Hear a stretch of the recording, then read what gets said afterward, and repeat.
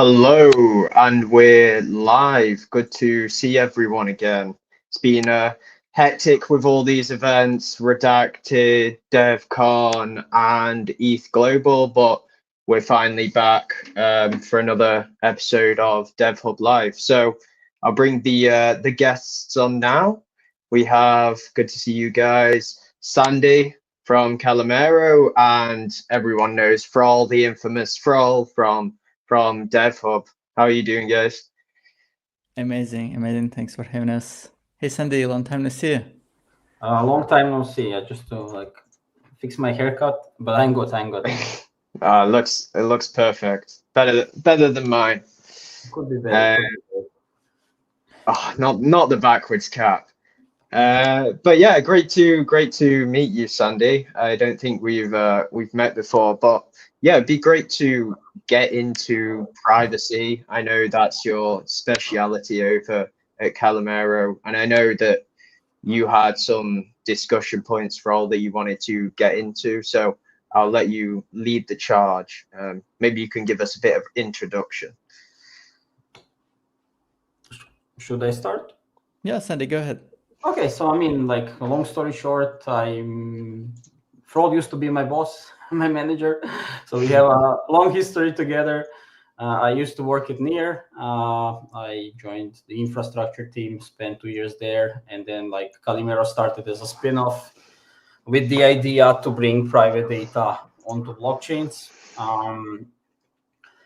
And initially we started with this kind of private sharding approach, which was let's build side chains which enhance NEAR in a way that you can run your own side chain, which all the transactions are between the peers there. And then we tried to build some applications on top, which we thought are cool, building chat protocols, maybe replacements for Jira and other things. But the problem which we faced in general, the blockchains are built for mostly transactional data. And if you want to really build something real time, you have a very hard time, believe me. So we started with this kind of second idea of Calimero v2, which was okay, let's improve the consensus and keep the peer-to-peer interactions between the people still. And this is how Calimero, what it is at this form is. So it's essentially a very fast CRDT with config resolution between parties. All the data is encrypted. All the data is stored client side. So if you use WhatsApp in normal world, all the data on WhatsApp is sent to a centralized server, but then stored on your device. And Calimero is that without a centralized server. So this is, long story short.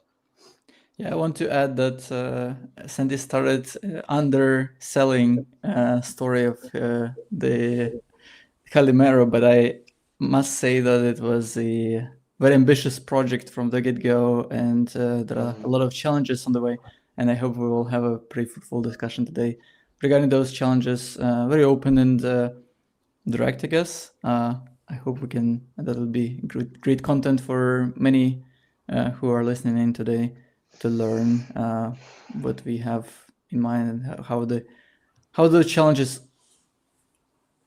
are, what their state, and are there any solutions for those problems?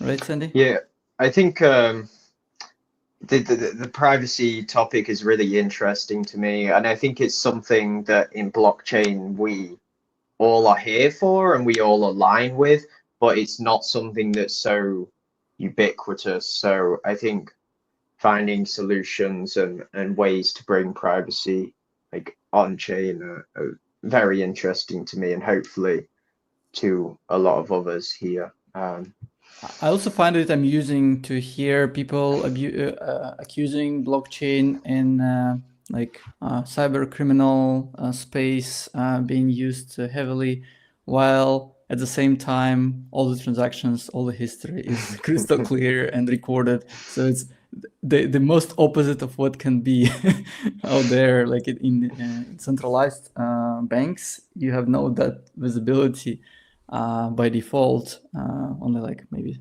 some actors can have access to it, but in blockchain, anyone can actually review, anyone can build the relationship and you know,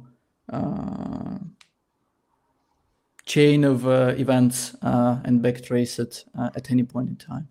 But at the same time, I think there are use cases where we want to preserve some privacy, and I want to say that on the surface there are several problems and possible solutions that I know for privacy, and that is first we want to preserve the data itself that has been sent over. That even though it's open in like if you post it in the blockchain, it's open and anyone can read. But if we encrypt it, then whoever reads it doesn't have clue what's actually inside of it. But there is another problem of even fact of transfer, fact of communication. That is a different problem. Like when my account transacts with the chain, that could also be an indicator and leak my privacy. Sandi, what's your take on it, and what kind of problems to solve in Calimero? I mean, so like Ilias said it like a long time ago, like blockchains are built to be transparency engines, right? And like once you started designing back then, like you didn't have that much of privacy enhancing technology when like 5-6 years ago. Like most of it was like very theoretical. It was there but slow. And like now, like I mean, you build a blockchain to be a transparency engine for everybody to validate the state, right? But like now we see different types of technologies to be able to enhance this data. I kind of like separated into different categories. First category is like, where do you store the data, right? Like that's the question. Like where's this data stored? And like that's the main kind of the problem of which we are trying to solve at Calimero. Like no, like if you're storing it in a centralized server, you know, yeah, it can be encrypted, but still you have like censorship risk. Like somebody nukes your data, you nothing you can do about. Like somebody pulls you from the platform, nothing you can do about it. Then second part of it is like, I mean, interacting on chain with privacy, right? So like you obviously have zero knowledge technology these days, which has to use some data to provide proofs of certain things. I mean, we had Zcash and Monero for transacting, right? So like if you want to have payments, I think this problem is kind of solved. Like you can transact privately. But then the second problem is like if you use Zcash and Monero, you cannot really use exchanges. You cannot really, you know, like off-ramp regulatory questions arise. So like that's one thing. And then the third part is like private computation part, which we kind of try to work on as well. So like you have many projects popping out. Nearest using TEs for like trusted execution environments to build, you know, private data models. Some people are trying to use like, you know, FAGs, like fully homomorphic encryption, which in my view is like a very, very good way to do private computation. The only problem is like super, super expensive computationally wise. So it's like not really feasible for every single thing. But there will be use cases for that. And like same with MPC, right? Like you can build decentralized networks which use MPC to have encrypted data compute. So like these are like main three categories, right? Like how do we interact and store the data? How do we interact with the blockchain that we, you know, preserve privacy there as well? And then like how do we do like more heavy compute on things like spam filtering on private data, AI on private data, and other things. You know, like I mean, you can touch on every single one of like what are the shortfalls, what are the hard problems there. But I think that this kind of majorly covers the technologies we use today, except like you know the old stuff for like encrypting traffic over the wire. I think we kind of solved that a while ago. So. And how, like when you were starting Calimero, how did you navigate the different solutions and then come to like work on the one that you're working on now? Like why did you decide your solution was the best fit for what you were doing? I I mean, so initially, like the story is, I really wanted to do something with like peer-to-peer networks and private data, and I came to Ilya and I pitched my ideas to him, and he didn't like any of them. And they had this private shard project in the shelf, and I was like, then I'm gonna pick this and let's like work on this. And I started working on it internally in Near with like one of another person in Near, and then like there was a proposition from Ilya on the table to spin it off as a separate company and like to be more efficient. And then like the thing is like once we started working on it, like I mean I'm not really a DeFi person, to be honest, and I think like I understand it. I think like there's a value to stable coins, to private payments and all of this stuff, but like I always felt like when I joined like Near and I joined the Web3 space, that was like one part of the reason like why I joined. I used to work at Facebook and Google, and I have a big I have a big hate for these companies now that I've been there, because like there's been endless times when data was compromised from the users. Like they preach one thing and then they do other things, and I was more interested in like how do we improve, like other parts of like social interactions between people, chat, communication, Jira replacements, and like all of these normal applications which are not maybe related to DeFi. And like we tried to build like few prototypes, and like we iterated on the architecture until we figured out like this would be the best way to solve the problem of like storing data client side, because then the user owns the data, make the interactions between the peers, directly peer-to-peer, encrypted, so you never depend on a centralized entity.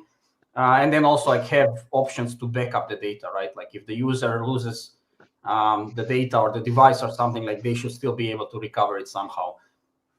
And then like obviously the blockchains as a very good means of payments, like for making payments, and like they're also really good for like strong consistency stuff. So like Calimero uses blockchains, for example, uses Near for storing member states, which have to be like publicly globally available, and they have to be strongly consistent. So like all the stuff which has to be strongly consistent, we kind of delay to the blockchain. Or let's say like you want to build a private DAO, like that's an example which we built internally a few days ago. I posted on Twitter. Like if I want to have 3 of us in a DAO, right? And like we have a proposal which comes to us, let's say, let's fund this project and give them 10 years. Maybe even we don't want this proposal to be public, and our discussions about this proposal to be public. So like this would live on Calimero. Like we would have the discussion, we would have the vote. And then once we cast the vote would be sent to Near. And then if the vote is a yes, then it would either make a function call to a contract or it would make a transfer, right? And like in the future, like currently the payments are public, right? But like if you had a project on Near who has zero knowledge payments, then we could call that contract instead and make a private transfer, like end to end. The whole process is encrypted and like nobody see what's happening. So like that's kind of like what I'm more interested in. Like there's also payment stuff we do, obviously, with the private DAO proposal, but it's not only the whole component of what I believe is the future, right?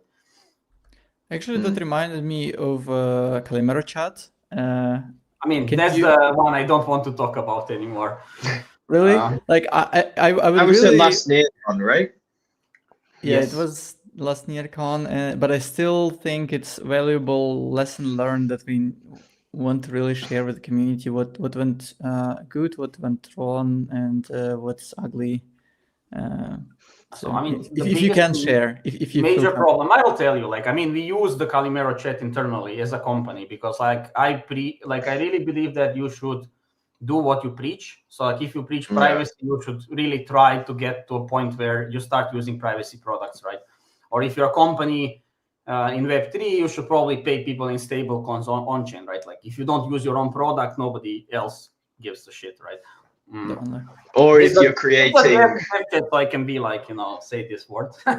Nothing. Or if you're creating decentralized front ends, have your like DAO DevHub system on there as well. Exactly. So like if you're a DAO, right, and like you should strive to use decentralized parts of the stack everywhere. But like the major problem we had, and like we knew it, was like user experience, right? if your user experience is terrible, and like we tried, right, to fix it, and we really invested time in like tweaking it and and the goal was really to make a user experience we were happy with. And we got to a point where we were like, okay, it's usable, but it wasn't really great. But from like all of this process of like building the chat, trying to fix the user experience, try to really analyze like what were the shortcomings, of like building it on a private blockchain. Like we came up with the new system, which we call V2 today, which kind of mitigates all the problems. And now you can really build usable apps today with what we got to. But like it took us a long time, right? Like it's very hard to test all of these ideas. It's very hard to like build these ideas, right? Like you are testing, building, rebuilding. But now we're in a good state. Is it just a tooling problem, or there were still conceptual, like technical challenges that were hard to solve? There's two technical problems. Like there's a business problem and a technical problem. First problem which we had with like the first, like there's also like this also went into thinking about the V2 design. Running the private shard itself was very expensive because we used the near validator stack, and like we used like modified near core version, right? But it was very expensive to run. Like you have to run multiple validators, cost you like a few $100 a month. Then you have to run an indexer if you want to index the data, cost you a lot. If you really want to optimize the system, like you have to put a lot of money into it, which works in decentralized scale, because in decentralized scale, you have inflation, which covers the cost, the fees, right? This gets redistributed to like, there's an incentive for people to do it. But in our case, there was like no incentive for people to pay a few $100 to get privacy, right? Or like use it. It was the same for developers. Either we provide a free service for them to test it out, but then for every single shard we run, we have to pay, like thousands and thousands of dollars a year, or we charge them and then nobody tries it. Yeah. Like if nobody tries it, like you have to subsidize it, but we cannot subsidize it. So like, how do we reduce the cost? And I think it's like a very, very common infrastructure problem. I think we've discussed about like RPCs, a similar situation here. Yes, but like RPCs, I can also touch on that. Like RPCs at this point, like you have a business already, right? Like if you already have project, like NIR was subsidizing the RPC for a long time, like many layer ones do. But at the point where you have already like, some solid projects, then you can start charging them. But like you have a sunk cost for like years until you get to that point. But you should still provide like, free RPC for like a few requests per second or whatever to like incentivize new people coming in. It's like freemium model. I mean, it's been around for a long time. And like the technical part, which I didn't touch on, like why it didn't work, like block times were very hard. Like if you have a block, you have to wait for things to finalize every time, and like the user experience gets a bit weird in like real-time things. Like if we are chatting, like the delay is a bit funky, and also you have an amount of things you can put in a block, right? So like if you cannot put everything in one block, then you have to wait, and then if you really have congestion, you have to create a new shard for a new channel. And then the cost goes growing again. And it really works in a decentralized manner because like somebody's paying for this, right? Like people are paying gas fees, but in our model, there was no gas fees. There was nothing to subsidize this. So we went for like a more lightweight model, like something you could run on your device. It, talks to the people you want to talk. It signs the messages you want to sign to like certain things, right? So like that is generally two reasons why we decided to rebuild it. Interesting. And I spoke to a few people from Calimero at Redacted, and one thing I wasn't really sure about is like you're saying that the user data or data in general is stored locally, right? But then how do you have consensus on things if it's all stored locally? So for example, I know you don't like the DeFi example, but let's talk in terms of tokens. If I'm storing that I have 10 whatever tokens locally, then how can we confirm that that is the actual amount that I have? Maybe I misunderstood something. Amazing question. So if you have tokens, you put them on NEAR. Because Right. NEAR provides you global consensus. Calimero does not do it. But if you want to store all the history about, let's say, your payments or Shopify experience, like that, maybe you would put on Calimero. Like the private DAO is a good example again, because like the proposal is like 3 of us. It gets replicated between 3 of us. If we vote, it gets replicated between only 3 of us, right? But like once the final decision is made, this gets finalized on chain, and then the money is on chain because blockchains are really good at providing global consistencies. We use CRDTs; they're not. CRDTs are really good at like fast replication of data and resolving conflicts. But I locally verify the things I'm interested in. Like, so if you send me a message, I can verify that you send me a message. But somebody else outside of the application cannot do it. And like it's like a trade-off, right? Like what type of application you're building, what type of things you need, right? Like what it's the same in, if you think about like Web 2, right? Sometimes you use MongoDB, sometimes you use SQL, sometimes you use both of them for a different use case. It's the same here, right? Like if you really need private data, which is shared between peers with like permissions and stuff, and you don't care that globally the state is like accessible, that other people can verify it except you, then you're fine. Right. Okay. Like Telegram, right? Like I just want to make sure that if Frol sends me a message, I can verify that Frol actually sent me the message, and that message was not tampered with. And like I can do that. He signs it with his key. I get the request. I verify the request was done. That's it, right? So that doesn't mean that Calimero is kind of well integrated with near mainnet, and that's the point of integration of Calimero tech with near, or Calimero is totally independent?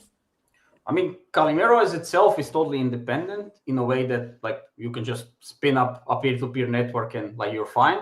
But like if you want to have strong consistency, then you can use like blockchains, right? Like, and we provide different blockchains integrations. Like NEAR is one of our major because we are believers in NEAR. But like if you're a developer building on NEAR and you want to enhance private data, you can.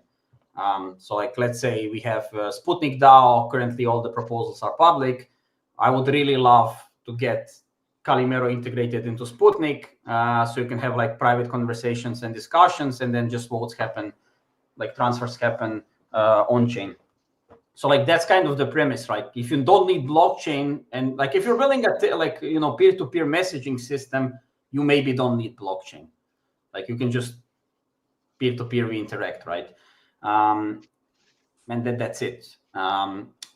Like that's you the identified minimum three pillars of like privacy that we need to take care of. Is Calimero covering all of them? Is it like No.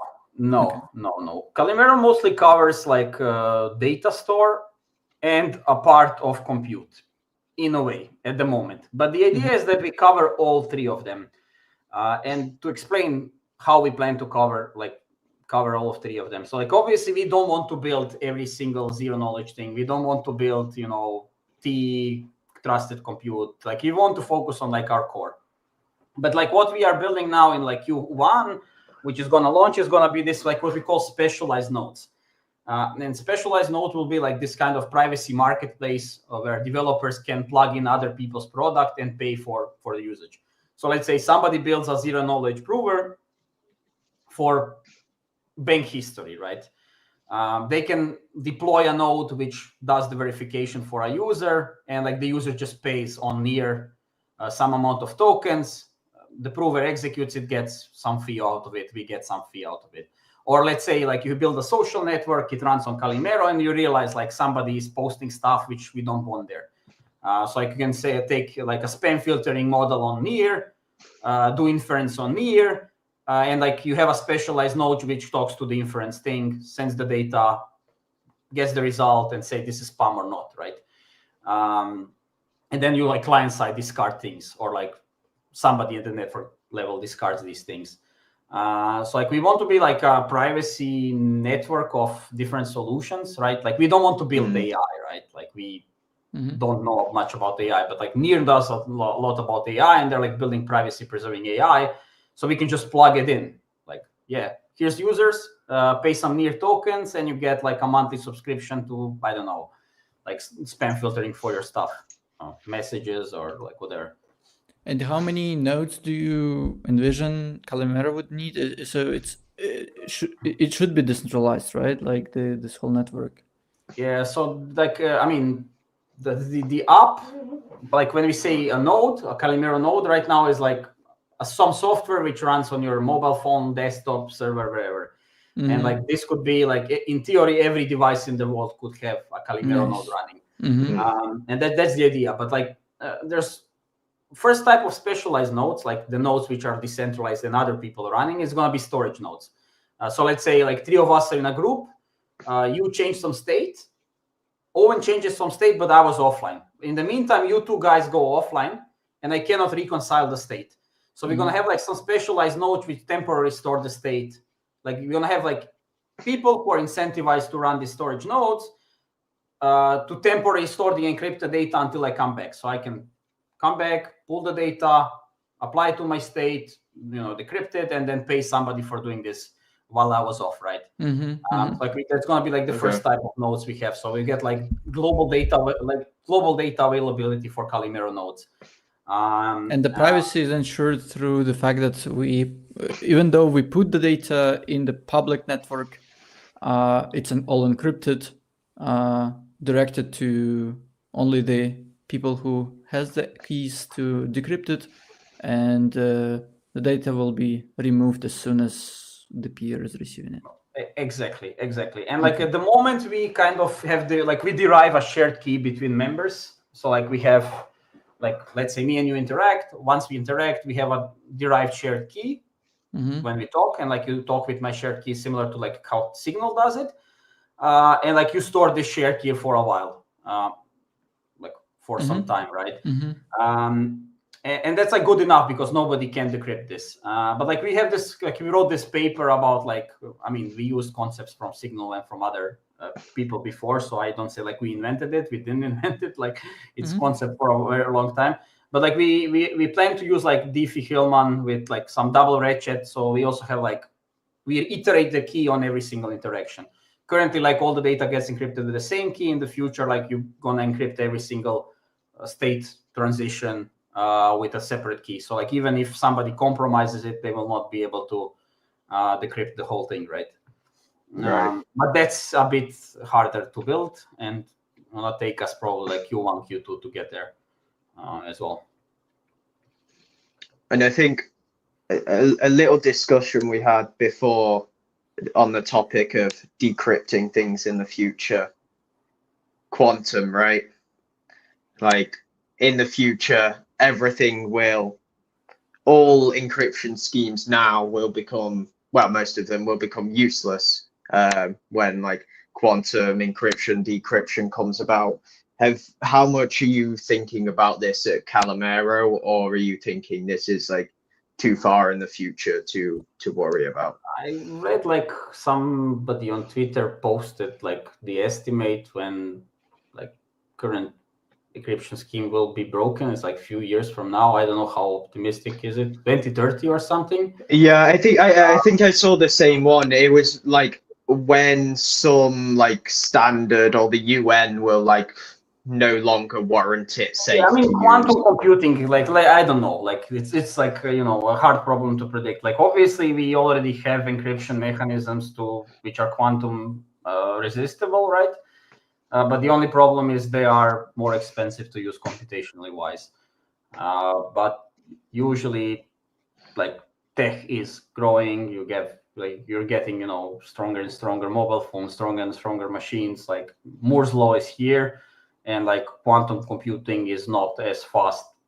At least now, like maybe we make a breakthrough, but like if we make a breakthrough, like we are going back to Stone Age, right? Like everything gets decrypted and. Like it's hard to predict. Like most people would say we should be fine, but like it's hard to know. I mean, if everybody moves to like lattice cryptography or like whatever thing is the best thing to be quantum resistible, and our internet gets a bit slower for a while until like, yeah, hard to say. Or maybe everybody gets a quantum computer like in their building, like somewhere under. Yeah, but that's a very valid point that Owen mentioned, because it is it becomes a concern given that there are already parties that do store all the interactions, all the traffic we currently have on the internet. Yes. In the hope that by the time when we will be able to decrypt this data will be still relevant, and they will be able to completely analyze all the data. It is paranoid mode, but I must say we need to consider that. Me having the cybersecurity background, I always consider that. And when I said that you can put the encrypted data in the blockchain, that's half of the problem, because like, yes, now it's protected, but you never know. You can capture it now. You can go to some archival node. What would you see that it's like a bit of a problem even like now, right? And not just protecting for the future. So like what are your ideas? What would you do here, Vlad?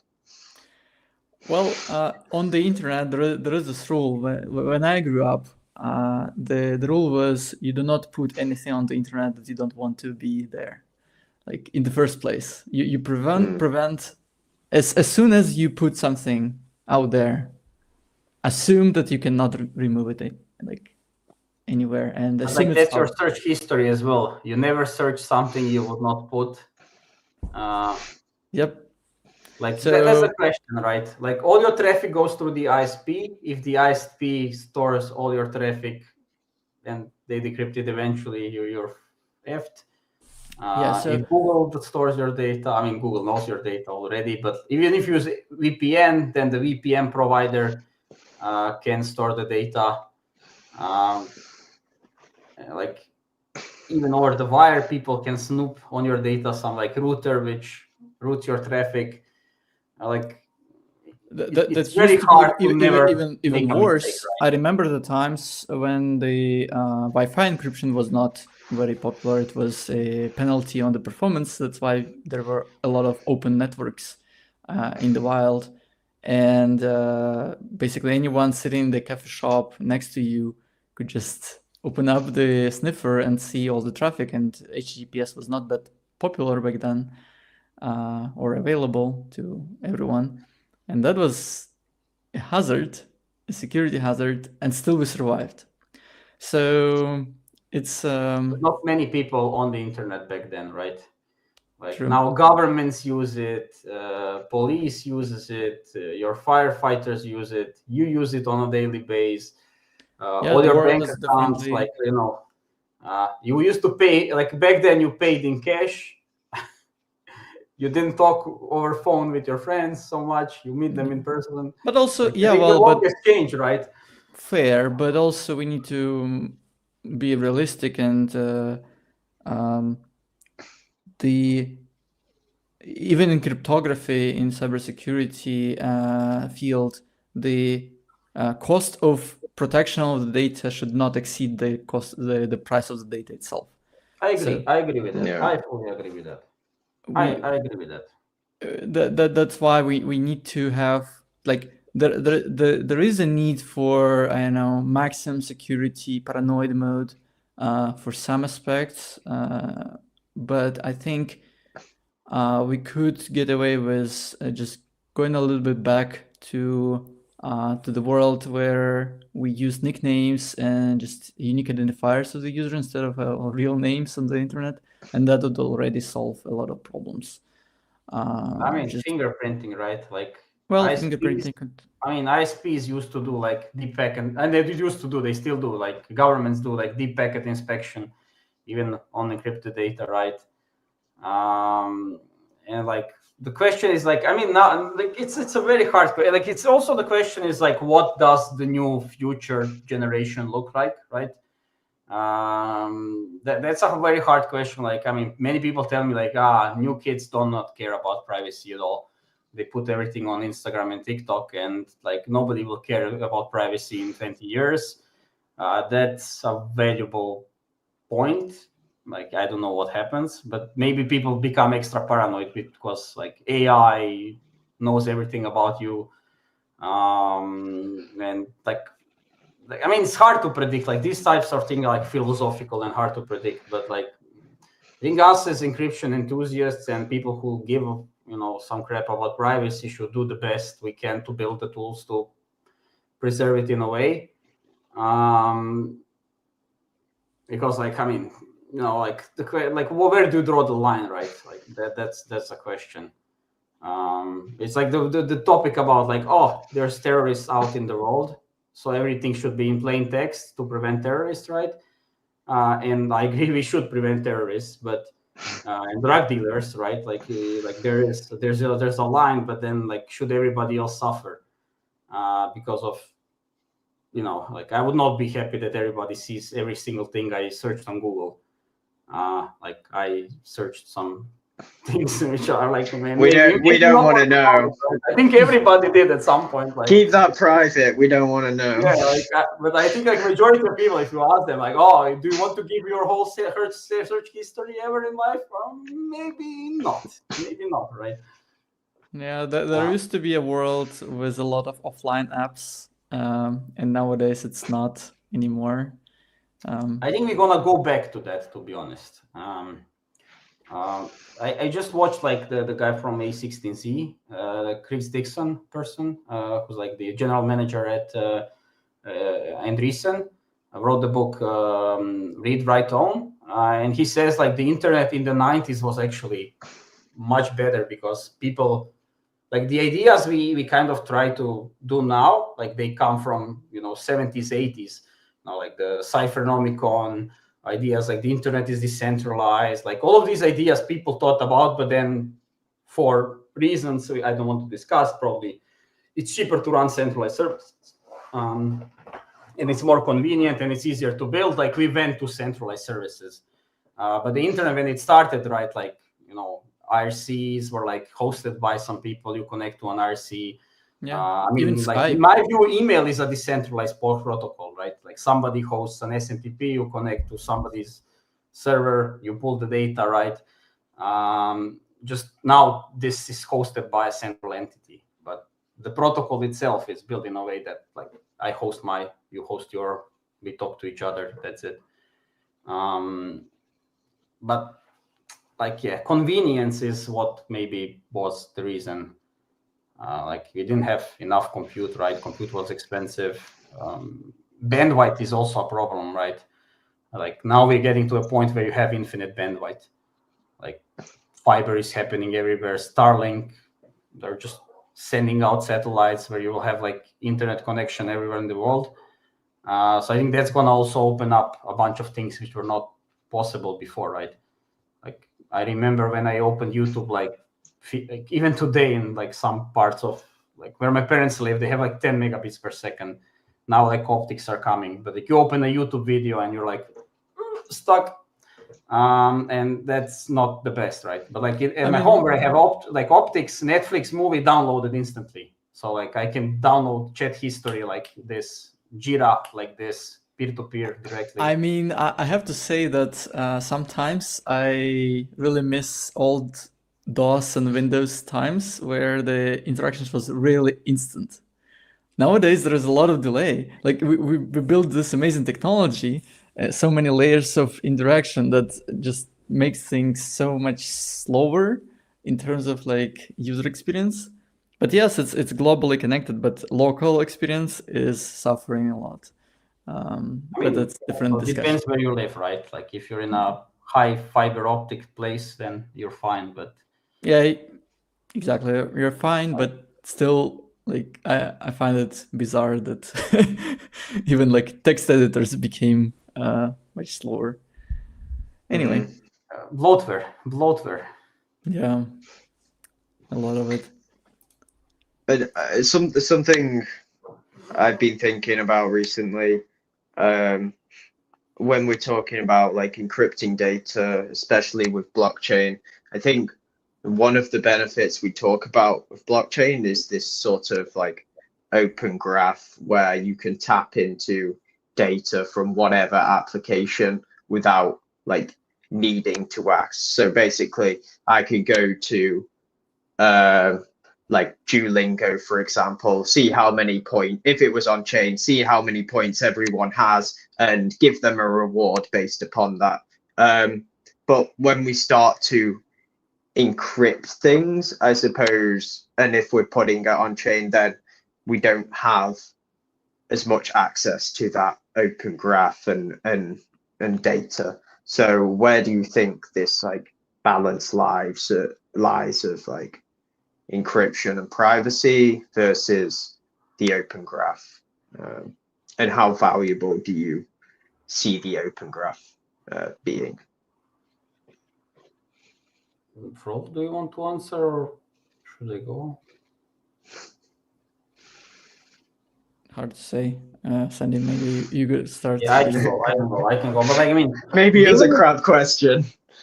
I mean, let's say like we live 20 years from now, and like technology will probably be much better. And like we already have private compute on private data, right? Like we have trusted execution environments, we have FAGs, we have MPC, we have peer-to-peer networks where data is stored between users, right?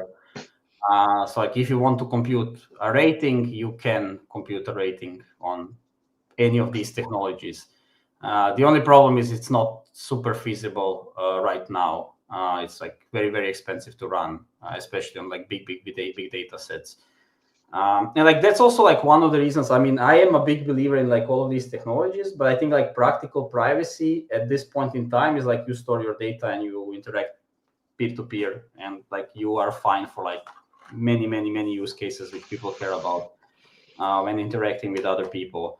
But like if you want to like do big data and analysis and like all of these other things, like you will be able to do it, right? Like I mean, Near does it. Like now with DEs, you'll be able to do it, but like it will take some time where like you can do anything you do today.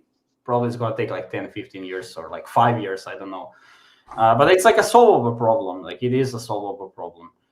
I think one day everything's going to be encrypted, and I think like majority of centralized services will just be the relays or like DNS types of thing. Find me somebody, and that's it. Or like backups. You run a backup at home for like whatever reason. But I think a lot of that would be based upon that we expect we're still like computing the same thing. So yeah, we could run what we were running in the past like in an instant and like encrypt that if we wanted, but we're more and more like processing more and more data. So how do we know that this will not like increase in the future? Like, yeah, the thing about data, like I often have this discussion, like when does data stop getting produced in a meaningful way? Like how much like that's a philosophical question. Can we invent anything else after we invent these 5-6 problems we currently have? Like in the 1000, like in the beginning of 20th century, like I read this article. I think like Planck's constant, right? Planck invented the Planck's constant, invented like a bunch of quantum physics things and whatever. And like he talked to his professor, and he was a physics student, and the professor told him like, you took the wrong career. There's nothing else in physics to be invented, right? And he was like, what the fuck? I want to learn physics. I want to be, there's probably like some other things. And he was like, no, you took the wrong career choice. And then, I mean, Planck ends up, coming up with Planck's constant, finding some like new quantum mechanics things, a bunch of new physics things open, right?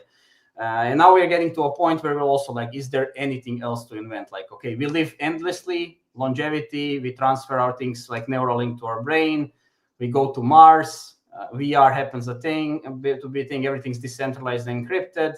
What other buzzword do we have people working on to these days? I don't know. I'm not know. But like, let's say we figure this out. Like, what other meaningful information can we come up with, right? Let's say like all the research is done. Probably there is something, but I cannot guarantee.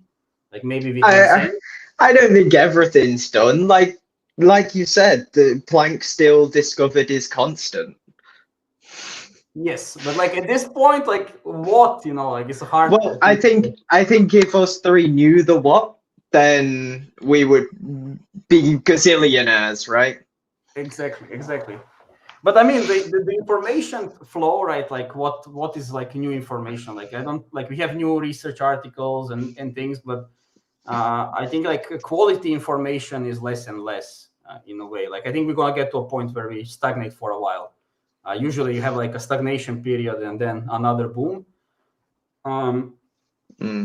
It's like with the internet, right? Like we invented a bunch of things, but you waited from like Web 1 to Web 2 to happen. It was a while, right?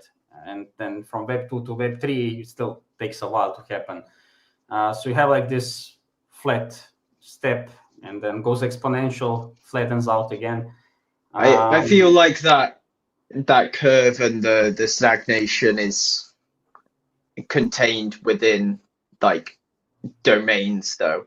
Like planes haven't done anything in ages. I swear planes are like the same as 10 years ago, but like AI has evolved so much since 10 years ago. Yes, so but it started in the 70s, right? Yes, but I mean, took like 50 years to get to transformers, right? And neural networks were invented in the 70s, so it took us 50 years to get. Yeah, and definitely. Like now a lot of just working on the tooling. So the tooling is a problem. So back then we didn't have enough compute power. These days we do not have enough private compute power, private compute modules.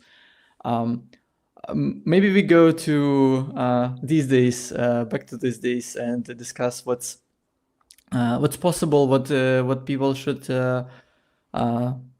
be aware of, what they should already start playing with. Maybe if just a proposal. How about we take, for example, to-do app and think about how to make it. Like I recently did live stream building to-do app on Near, but obviously you don't want your to-do items to be fully public. I wonder if I can pick your brain, Sandi, how we would, what would be the components you envision, what they will be doing to achieve the private to-do app? I mean, just self-hosted on your client device, backed up, encrypted somewhere else. Okay, and is it okay? That's on a high level. Is Calimero offering anything? Do it on Calimero. That's I will build it. Like next week, I'll build you a to-do app on Calimero. Amazing. I'll build it for you. But overall, is it like? Do you already have SDK? Is it something that is coming Q1? No, it's like live. You can already test it out. But like currently, you have to run a node on a device. Like you have to install it, run it on your desktop or a server. In the future, like you download the node instantly inside the browser, or you bundle it inside the app of like an Android app, mobile app. Like that's nice. Coming in the future. And I mean, we use Wasmer. Like, I mean, I worked at Near. I'm a big Wasm fan. So we use Wasmer as well. And like we currently support Rust as the only SDK which compiles to like the like Calimero Wasm app. In the future, like we want to have JavaScript SDK, like that's probably gonna be a public bounty. So you're gonna ask somebody from community on DevHub and like some other places if anybody wants to pick it up and build the JavaScript SDK, but maybe also like SDKs for Python and other things. I know you tried to do the Python SDK for Near, but you had the limits of size.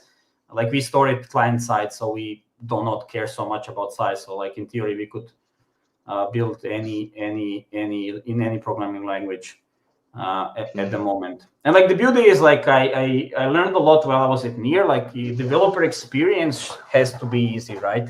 Yeah. Like I want us to get to a point where like currently you just build some code, right? Like you build a microservice in Calimero. You do not care about how the peer-to-peer network is structured. You do not care about like how it's encrypted. Like all of this stuff like kind of happens in behind, and you just build a microservice. And I think I was a lot of inspired on like how Near did it, and I think Mira worked at Near as well. So like we knew how it should look like. And I think Near has this very beautiful experience as well, like and like some other like WASM chains as well. Like you, not all of them, but like you build a binary, you compile it, you ship it, and it just everything below happens inside the VM. And you have so many options for people who are developers, right? Like you don't have to be stuck with one thing. You just, I prefer JavaScript, use JavaScript. You prefer Rust, use Rust, right? Somebody likes Python better, use Python. But the idea is like you hide the complexities of the system for the developer just to write the stuff they want to build. I think that's a value prop, right? For the developers, in my perspective. I definitely agree with that statement. I had a recent talk at Redacted when I just called out like use whatever tool that makes you productive. Experiment. The blockchain space is still pretty novel, and there are a lot of things that we don't know what we need to invent. Similarly, how Web 1 transformed into Web 2 through PHP, Perl, and other tools that started to generate HTML because previously it was just static. And similarly here, Web 4 and other projects on Near really are just a bunch of experiments. But at the same time, the tooling should be solid. That's what at DevHub we care about. That's why we invest time into polishing the existing SDKs, experimenting with Python, as you mentioned. Actually, there is a good promising results with MicroPython that is targeting embedded systems. But, there are some like the size is fine. We stuck with just configuration of host functions. That is the limitation. We also had the pretty promising results with .NET. Surprisingly, I would never even imagine we would go the direction. .NET will be easier than Python, to be honest. It should be, but at the same time, like we are at mercy of those who are implementing the core. And recently, there has been development that allows to build the experimental version of .NET compiler that allows to build really lean and small WASM files with the garbage collector, because previously they relied on external one. Anyway, that's a different I have a topic. question for you. Like, I mean, like Near has been around for a while now, and like you're DevHub, and like you said, your primary thing is improve developer experience. Like our developer experience is like fine, but like it's not where we want it to be. Probably we need a few more years. But I want to hear like what is your view on Near developer experience at this point? Like, what do you think could be better? Like, well, how do you feel? There are good, bad, and ugly things all the time. What? There are good, bad, and ugly things all the time. That it's never-ending loop. I think Rust tooling is amazing and overall pretty solid. We just put more and more tests and optimize benchmark things. And improve the standard support, including Web 4, making it more available, and ABI store and all this stuff. JavaScript stack just needs to be get more tests and hands-on experience, so we get started. We catch things earlier with any paper cuts. But Python SDK, for example, I believe is a very strong player, given the AI world is living mostly in Python. And Python allows experimentation. Like Python allows to quick iteration on stuff, and I feel like it's much better fit than JavaScript, to be honest, for contract development. So that's the direction. C#.NET is also an interesting experiment. There are a lot of developers out there. I have some friends of mine who are kind of interested in the tech, but they don't like Rust. It's They shouldn't be your friends then. That's not how I pick people, but we'll consider. But the off-chain tooling is in deficient state, I would say. Like the wallet selector near API.js still needs more love. Again, mostly UX is just lacking in places, and I think some on the infrastructure side as well, like with getting up and started with an indexer as quick as possible. But there's been some promising tools like just some simple APIs like near blocks. I used them recently, and it just makes it so much quicker to get started indexing like historical data. Also, the problem is that it's all fragmented and still like a lot of tooling that you need to carefully plan and craft together. I mean, Web 2 is also has also became pretty hard. You need to figure out the hosting, you need to figure out the zero downtime problems. You need to have your own stack, database, storage, caching layer. And all and Web3 needs all of that as well. Maybe minus the hosting, but plus caring about the smart contracts and indexing the data there. So it's it is a tough place after all. Not very newbies friendly. So I think it will just naturally take time for people to pick it up. I think Near is still too young as a like project in software engineering terms space, but we're getting there. We just recently implemented To-Do List demo app. It's bizarre. I couldn't imagine. Get developers to contribute externally.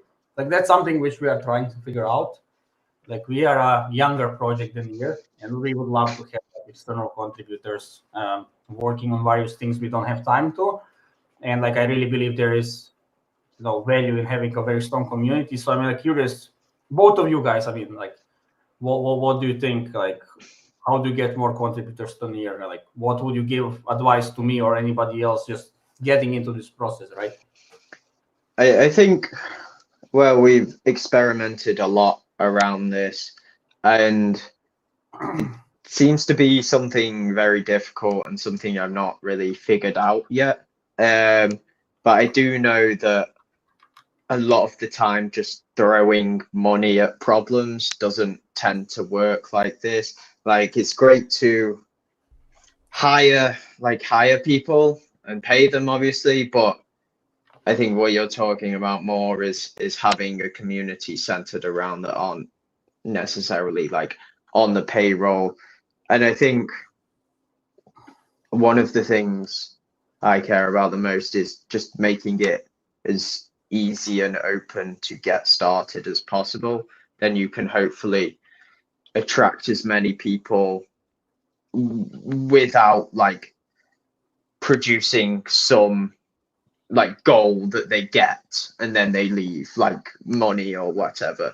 And hopefully if you improve the developer experience and developer onboarding, then people will stay because they love the tech and contribute because they love the tech. Yeah, just to summarize, my observation is that you need to make things like click immediately. Like as soon as you can get people to understand what you're offering and what are the problems you can solve with the tool, the better. We recently redesigned dev.near.org webpage. If we can share a screen, Should I be can able show to you. share, I think. Can you? Let me bring it up actually. Yeah, can you bring it up? There we go. So the most recent version is the thing that you immediately land and understand. Okay, this is the piece of code. This is how you get started, and this is the minimum like app, and you can really scan through it. You can switch to Rust and also understand that one. So this hopefully brings more ease of use and understanding what's out there, what you can get. I'm not completely happy with this. It's lacking the outcome. So unless you're a developer with good imagination, you will have hard time a bit of understanding. Okay, this is the code, these are the functions, but what it actually gives me. So far, you would need to go to start course and like scroll it down and maybe find a last step and then learn how it will look like at the end. We will need to improve on that. But overall, like very short video. That's what I'm looking for the next iteration of our side, and what I would. You have like a combination, right, of paid bounties and like just people who contribute, right? True, and, like, but what's the dynamic? That's exactly what we do. It's a combination of just monetary incentives and just sense of community. There are a lot of people who at least start experimenting with the tools and then share their projects with the rest of the community. We try at DevHub. We try to also compensate those that are really promising and to keep people, motivated to go and evolve and continue maintaining the project, because that's the clear value to the whole community. But definitely we do not sponsor every single experiment out there, which is impossible. It's like out of And I meaningless. think probably the main people you want in your community as such are people who are actually like building products, and they're going to give you feedback because it's beneficial to them, right? Like they want this API or SDK to be a certain way because they want it that certain way because it'll benefit them. I think some people are entertained by jumping in conversations just because they love the tech and like the design of it, but I suppose if it has an influence on them, then that's when they're concerned with the conversation. So if you had good tech, good marketing, then hopefully people will come and then people will interact because they're building there. Okay, I mean, that's something we are now getting to a point where we have to figure out, like, how do we build a community of devs who care about privacy, who want to build apps who are privacy preserving. But it's for me, there's obvious things you have to do, but there's also like quite hard things to answer, right? Like bounties, yeah, you give a bounty, but what do you do after the bounty, right? Or like people want to build on your technology, but they still have to live somehow and get a salary. Yeah. So like, what do you do with these people, right? It's a lot of things which are like intertwined. I mean, that there has to be a balance. Realistically, even in like open source that we use it in inspiration model, many people, many engineers are actually employed by some of the companies anyway, like Red Hat, AWS. They pay for like Mozilla also pays developers, so it's not something that is completely free of charge and being done on the side. It starts on the side and it evolves usually into something bigger, but it's hard to find the balance there indeed. Yeah. Well, I think that's a good point to wrap up here, unless anyone has anything to end on or any more questions they want to bring up. Yeah, I was checking the chat, but I think there was some mostly internal discussions between the participants. Yeah, I think a lot of it was like price speculation. Yeah. But yeah, great to have you. Very fun. I think it's been a very interesting discussion, and thinking just like of the current state and in the future as well, especially around privacy. It's So one of the things I'm Sandi, most what's interested the in. website? What's the takeaway? Where should people go to find the? Yeah. Let me. Yeah, well, I'll drop it in the Twitter chat actually. I'm gonna send it. How do I send it? I'll send it here. This is. It's calimero.network. Nice. This is our website. This is our Twitter. Like if you want to contact me or like you're interested in building on Calimero, either like reach out to DevHub. Either reach out to DevHub and tell like we are interested in building on Calimero. Can you make us intro to Sandi? Or just send me a DM on like Chef Sale is like Twitter. I'm on Twitter. I'm on Telegram. I am very approachable. Just tell me like, yeah, I have an idea and I really like privacy and I would like to give it a spin. So like that's pretty much it. And like all our code is open source.